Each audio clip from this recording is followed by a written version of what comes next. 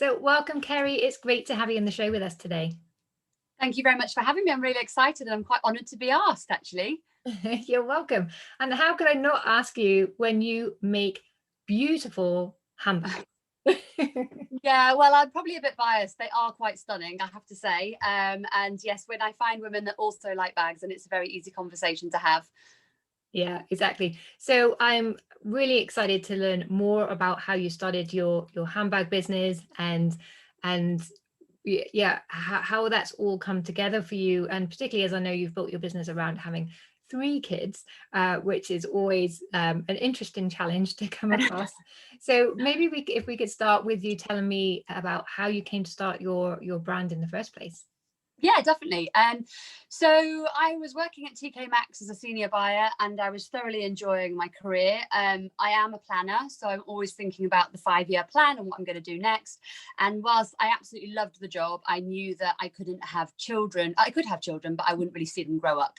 And for me, that wasn't part of the deal. So I began my plan of what would I do if I, had children and didn't want to be doing anything at TK Maxx, and what could life look like for me. I'm very driven, I'm very motivated, I can't sit still for more than 2 seconds.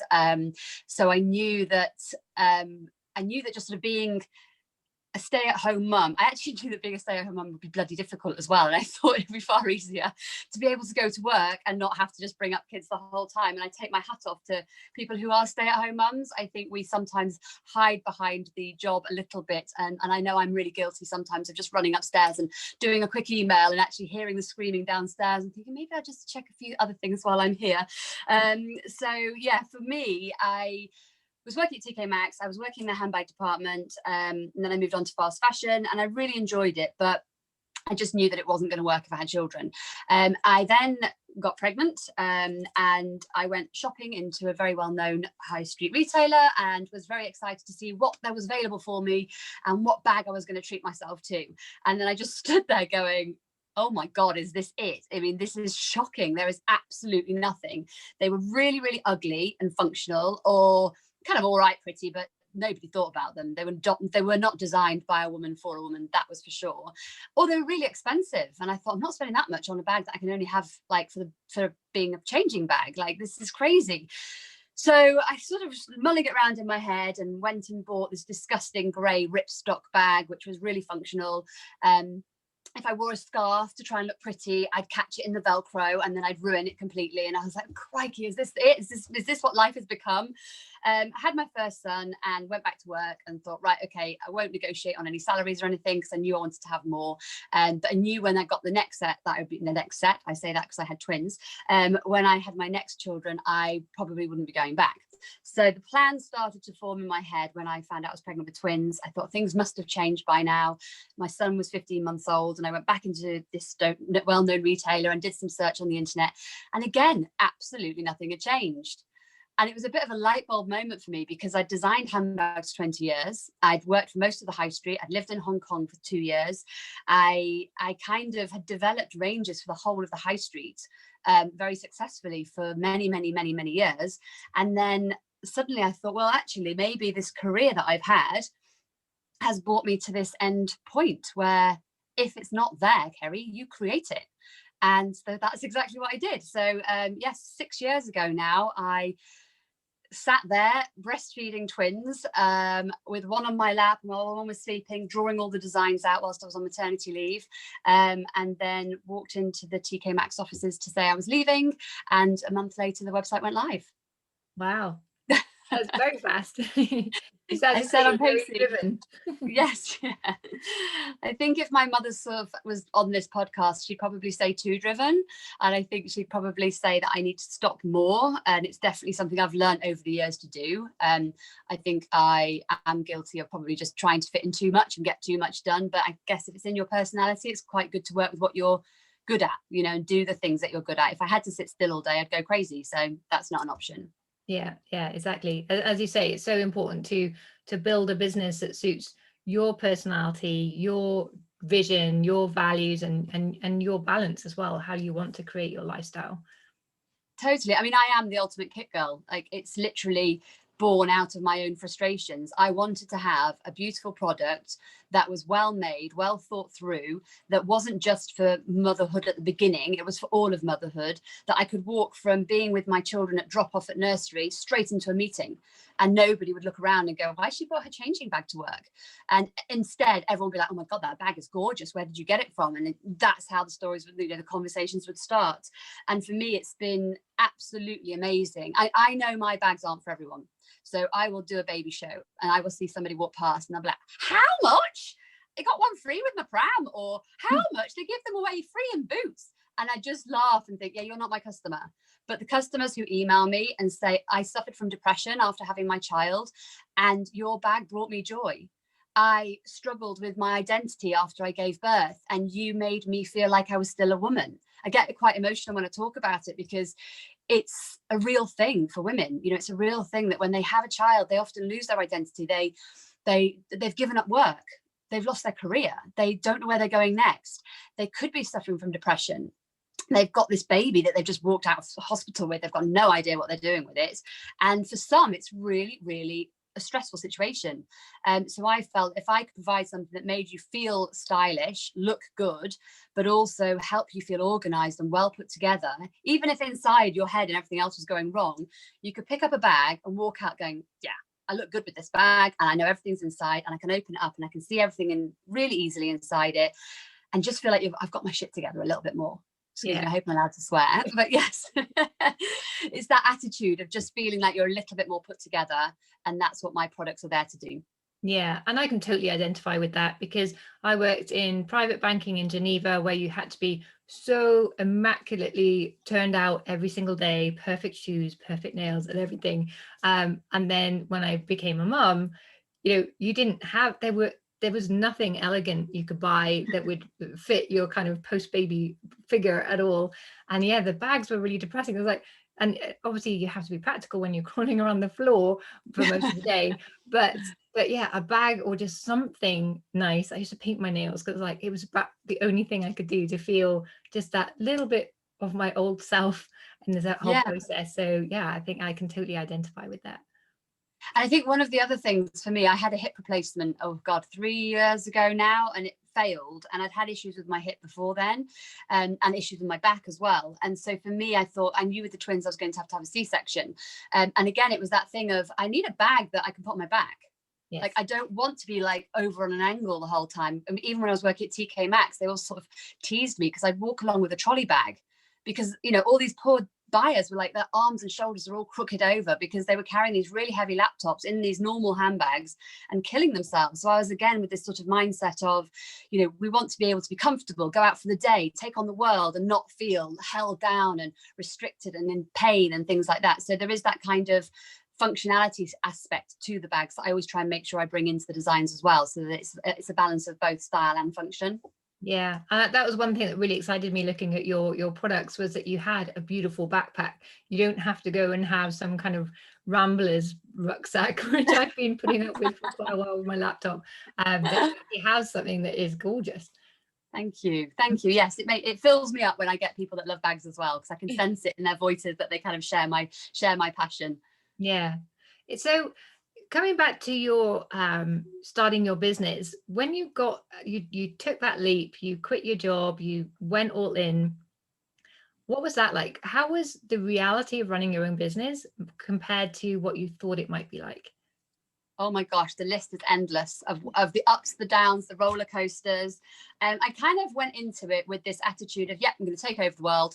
That's going to be fine. I'm just going to be an instant success. I'm going to design these amazing bags. They will sell. They'll be fine.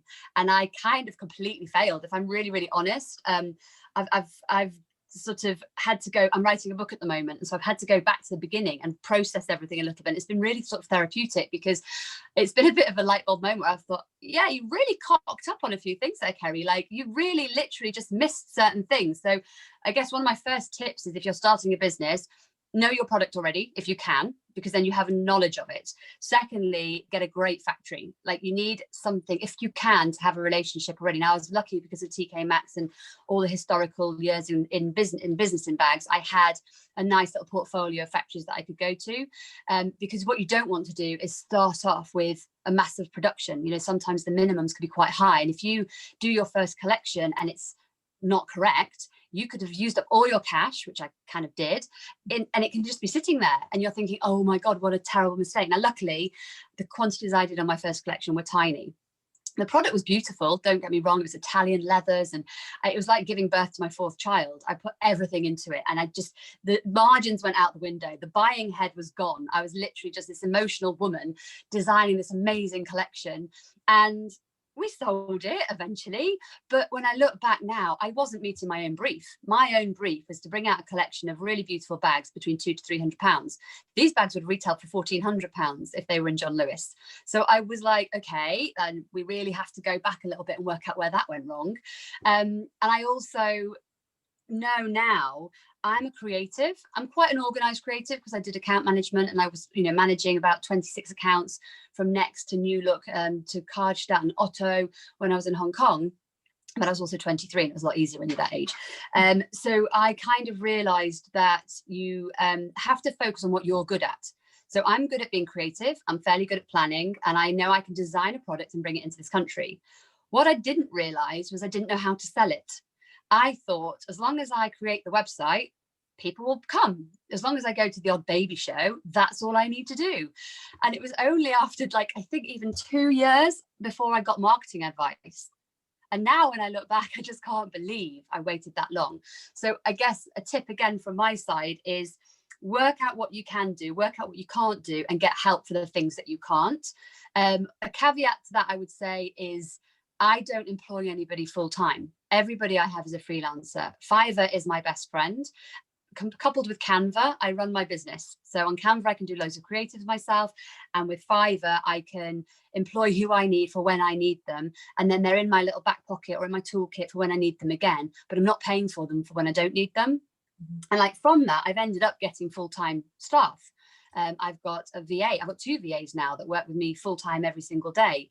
And for me, I feel like it's a win-win. I pay less than I would pay in the UK, but I'm helping 2 girls. One's a single mom with 2 children who has a heart condition. I am helping her to have a full-time job, and we work around her issues. She was in hospital last week, and I'm like, no, we will make this work, because I want to know that I'm helping you to have a better life with your 2 children as a single mum. It's not the easiest route, but it also helps me because as I'm scaling my business, I'm not paying a UK salary. So it's sort of, there was a sentence that I was trying to think of that helps you. It's like how to sort of pay for the thinking and then source the doer. It's important that you pay the right amount of money for the expertise that you need when you need it from someone that knows. But then once you've got that information, it's finding the cheapest way to do it effectively. If it's easy work, don't pay a fortune for it. So I found that that's really helped me, especially in the sort of last couple of years, to get so much more done and to try and get a bit more of a work-life balance for me. I know at the beginning there was very little work-life balance.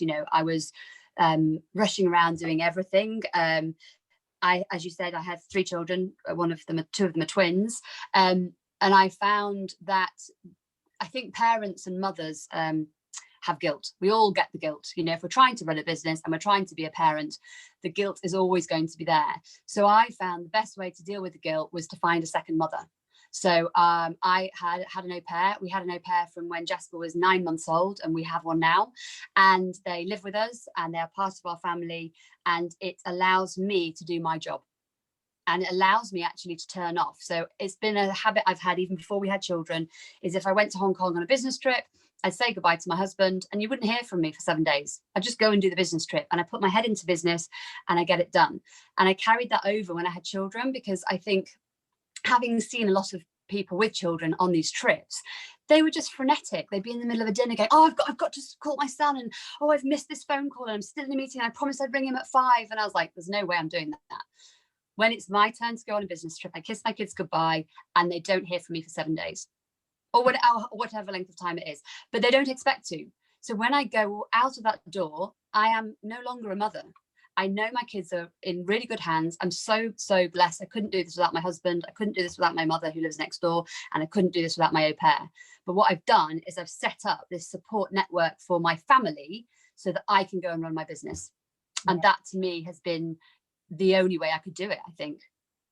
Yeah, it's so important to have that support network, isn't it? And even if you aren't at a stage where you can employ someone full time, as you say, you can outsource that expertise and just hire someone for a couple of hours just to do clear that Yeah. one thing that is just not your expertise, not something you enjoy, and to find that support network. Even if, again, if you can't employ someone, just a friend who you can. I used to do baby swaps, and I had one particular client, and a friend lived really close to them, and so I used to drop my kid off with her for a couple of hours while I went for meetings, and she loved it, and my kid loved it, and it worked out brilliantly. But without those little pockets of support, yeah, I couldn't have got my business started either.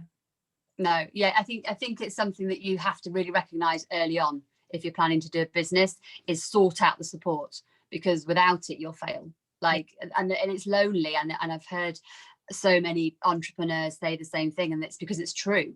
It's really lonely setting up a business. I'm in this little office on my own. I do have my team around me, but it's basically me telling them what to do, because that's the job. And it is lonely, and you have to deal with so many things as an entrepreneur. You have to deal with the self-doubt, you have to deal with the jealousy. For the first 3 years my business failed. It really failed. It was only in year 4 I nearly had to give it up, because I'd spent all the money. I was completely in debt. I knew I had the right product. I couldn't get it into any stores. I traveled the world trying to get into, wholesale. I was in Shanghai, I went to Hong Kong, I went to New York, I went to Las Vegas, Germany, everywhere. And everybody was like, we really, really love it, but we just don't know where we put you, because you say that you're not a changing bag, but you're coming to baby shows. We see that where you could work, but we don't know if you're different enough from what we have. But although what we have isn't working, so that needs to be looked at. And I was having conversations with John Lewis. They're like, we love your product, but at the moment our department's not working. So until our department's working, we don't want to take anyone else on. So it was a really frustrating time for me. And really challenging. I had to dig so deep to sort of sit there and go, how am I going to get this to work?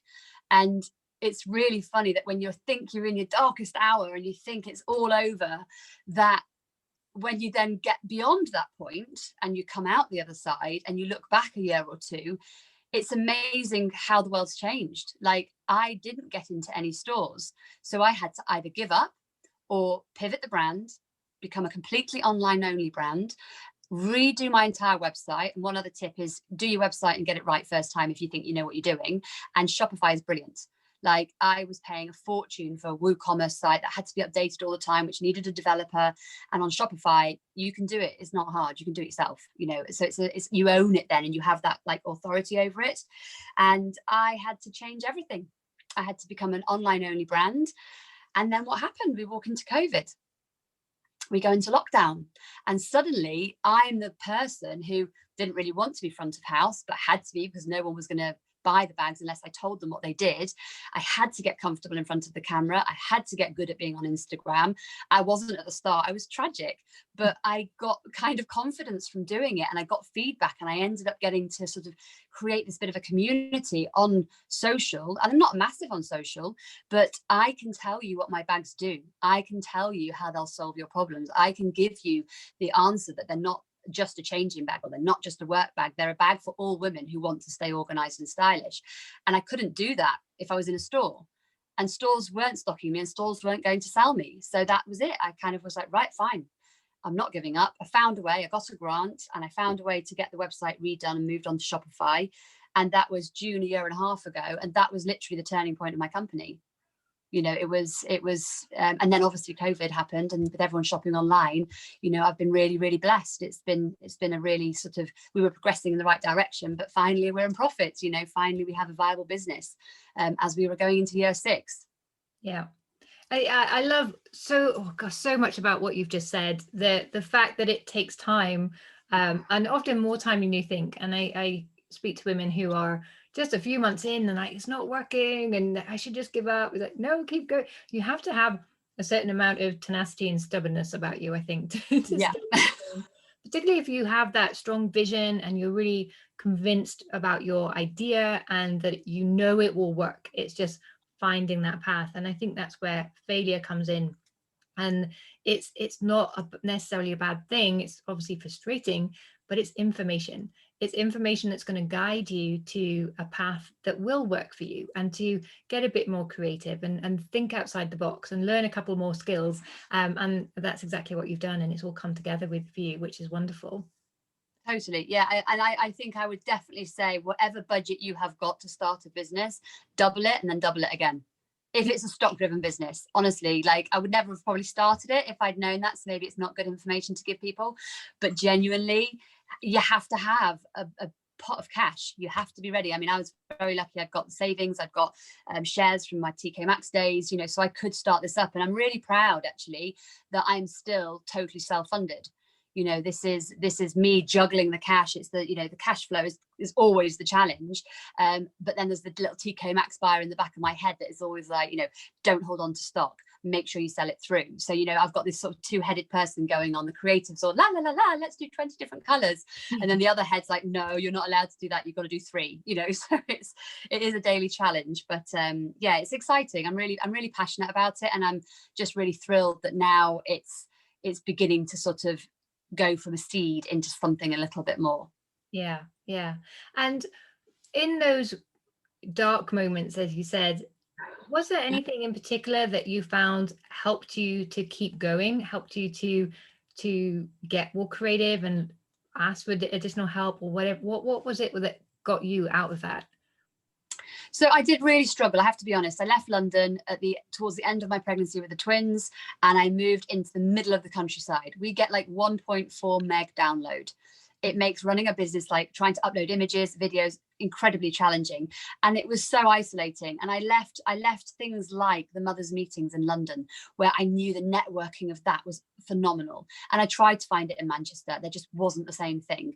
And it was really quite sort of upsetting for me, because I just thought, oh gosh, I'm here now on my own in the north of England, and there's nobody to connect with. And I remember, I can't remember who I was talking to. Somebody sent me a message, and they were like, oh, you know, why don't you have a Facebook page for KeriKit? And I was like, well, I do actually. You know, we put a few things on there. But then I sort of thought, well, I don't really have a community. Like, I don't have a community. That would be quite cool. That was it. Literally, that just flicked a button, created a community, didn't really know what I was doing. And then it just started to grow. My customers started to go on there. And I have to say that my Kit Girl community has been, it's been just, I can't even put into words the importance of it for my business. And I think a lot of people use Facebook if they're having it as a service. Yes, we all try and sell on Instagram. We all try and sell on it. I don't ever try and sell on that group. The group is just literally a private community for women who love bags, are generally parents. And it's for us to come and share, inspire and laugh, pick each other up when we're down, and obviously talk about all things KeriKit. And they have been not a lifeline for me, I would say, but sometimes it feels like that. In the middle of lockdown, it certainly felt like that. But they are kind of there as my support team, and we're there for each other. You know, some of them have said that I've helped them get through depression with the help of the group. To me, that is amazing.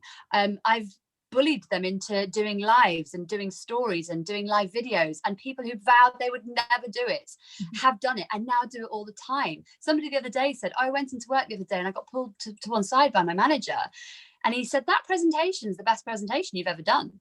And she said, oh, well, I've been doing loads of lives on the Kit Girl group, so I've just got a bit more confident. So it's ended up, you know, sort of helping people in so many different ways, but they help me. So if I'm struggling with a bag and I'm thinking, oh God, you know, what color should I do, and what color will sell, and what size should I do it in?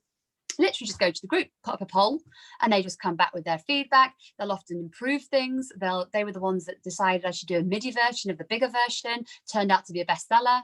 So, you know, 600 ears are better than one. You know, they're all there listening, and they're all there giving me the feedback that I need to sort of have the confidence to go and do what I need to do. So yeah, they have been, yeah, they're amazing. I'm very, very lucky to have them. Such a fantastic story. And having these communities is not just important for ourselves, because as you say, you can feel very isolated very quickly as a business owner. And even sometimes if you have a network around you, they're not always, and they don't always understand the path that you're on or your struggles in a way where you can really find that support that you need. So building that your own community is a great solution to that. And that's partly why I started the Driven Female Entrepreneur Club group on Facebook, for the same reason, that I there's just so many pockets of women who are feeling isolated. I wanted a place where they can come, ask questions, share their feedback, and yeah, get really the support and community that they need to move forward. So it's interesting to see how that works for a product business as well, and that you have this built-in community, but also this built-in sort of focus group as well that can Yeah. really help you develop your ideas from people who already know and love your brand. I mean, that's got to be so powerful. Yeah, I am. I'm very, very blessed. I mean, this is a bit of a rabbit hole because they're such enablers that the poor person that joins up on day one and says, I can't decide between two bags. They're like, buy both, you know, and they do this share their stash, and they have more bags than me. The American community, their buying mentality is phenomenal. They will decide they like a bag and they'll have the same bag in 5 colors. They'll have 28 of my bags, and that won't be so many. It's just, you know, it's unbelievable how they shop differently, and I'm just so proud that they're proud to tell everybody that that's how many they've got of KeriKit, you know, and that they're proud to be sort of championing my brand. I do. I feel really, really blessed to have them. Yeah. And it's like your group. It's great to have that support community. So it's great that you've done that as well. Yeah, exactly. So coming back to the question of having that balance in your life. So you mentioned at the beginning you were very intensely focused on your business, and you've got the au pair to help you. But is there anything else that you've done or advice you'd share with other people who are building a business around their family? Or other Definitely. Yeah, definitely. It's taking time for yourself and putting yourself first. The whole saying you can't pour from an empty cup, to me, is really important. And I definitely think on year 1 and year 2, I was just running around and doing everything and trying to create everything and not really taking time for myself. And I remember I went on this year-long course, which was really amazing. And on the first session, they told us to get a calendar out and just write down what amazing things we'd done the year before.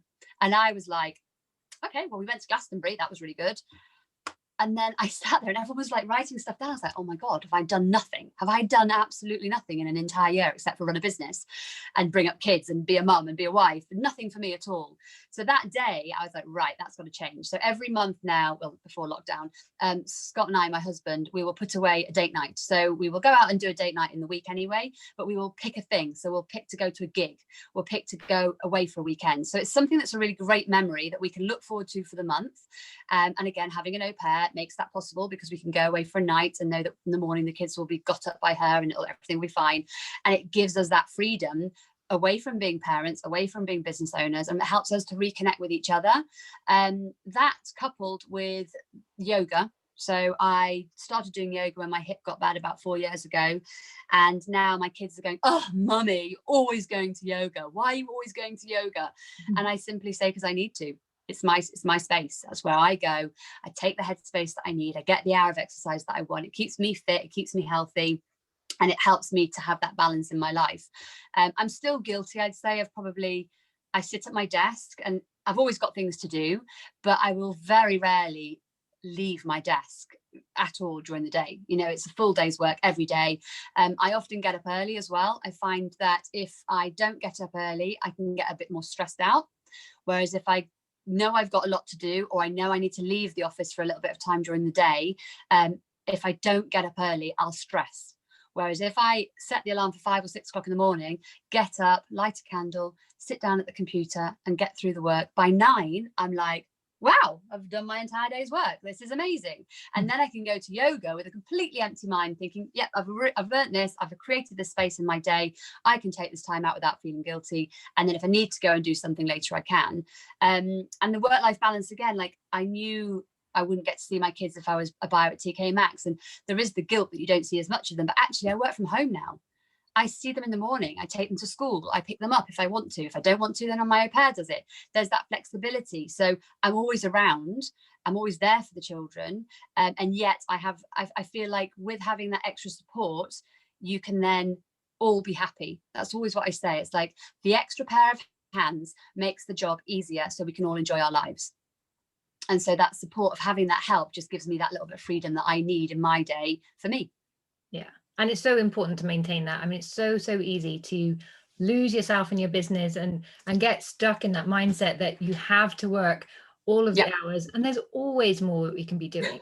But if you do that, then your health will soon suffer. And unfortunately, that was a big lesson I learned in my first business, where it was just all into my business, all into my kids, nothing for me. And yeah, I paid the price. Yeah, you So will. it's hard, but you absolutely need to maintain that balance. And the delegating, honestly, for me, there's a really fine balance about when's it the right time. So we moved to a fulfillment center in July, but up until then we were doing everything ourselves, and it was the right time because there's a cost implication to go into a fulfillment center. You don't want to, although I wanted to take over the world, that changed, and I became, actually, do you know what, slowly catchy monkey, build an organic business, stay in control of everything, keep it very insular, but then learn who and what you can delegate to. So having my VAs, I can wake up in the morning and open up my emails, and data has been entered. It's things I don't need to do. So today I'm raising new orders for spring summer. Luckily, that all the data was put in from both my 2 new factories. All's been put in, all's been there. So today all I have to do is work out the prices, go back with some extra targets. I haven't spent 3 hours putting that in. So it's that working out who can do what to give you more free time in your day so you can be more strategic is like a really key thing to growing a business, I think, as well. Yeah, absolutely. Keri, you have shared so much value. I've really loved learning more about your journey to date. Is there any last piece of advice or tip that you would like to share that you haven't already covered? I think praise yourself. It'd Mm, be the only one I can think of that I haven't mentioned. And I'm guilty of it too. But it is that thing about self-praise. Like, it's really hard to run a business. And sometimes you have to stop and pat yourself on the back. I vowed I would open a bottle of champagne when I went from red to black with my business. The day I went from red to black, I didn't even notice it happened. You spend all this time thinking, when I get to X, I'll be happy. When I get to here, I'll be great. Enjoy the journey now, because it's part of the business. Growing the business is part of the business. Saying you'll be happy when you get to X amount of money, saying you'll be happy when you get to there, that's not going to make you happy. You have to be happy with where you're at. There is always going to be shit days, don't get me wrong, but it's learning to sort of stop and take stock of what you've achieved. Take stock of the fact that someone who doesn't know you's just spent £500 on your website. Take stock of when one of your VIPs gets to a 10,000 spend on your website that's never met you, that you've built up that trust with them, you've got that validation through your FIFO reports and everything like that these people trust in your product, and then they get the first one and they know it's great quality, and then pat yourself on the back that you've achieved a product that's that great, that people want that many of it, because I think we don't praise ourselves enough. And if you don't feel you can praise yourself, get help. I'm seeing somebody at the moment, like a coach and a mentor, and you need those in your business because you don't have anyone to support you. In fact, I want to be talking to you after this to sort of see if we can do something. When I was reading through your bio and everything, I was like, oh my goodness, you could really support me in certain ways. I'm not getting support in other ways right now. Because I think without support, you won't succeed. And the support you need is different for different parts of your business and for different parts of yourself. So finding the right people that can help you, if you don't know how to praise yourself, is get someone else that can praise you for you and help you to learn to praise yourself. yeah, I see that so often with my groups. I have a group coaching group. It's just a group. And we always start with their successes, what they're proud of this week. And so often that, oh, I had this really amazing win, but then blah, blah, blah. And before they have that moment to really like sit and enjoy that success, they've moved on to all the other things they have to do.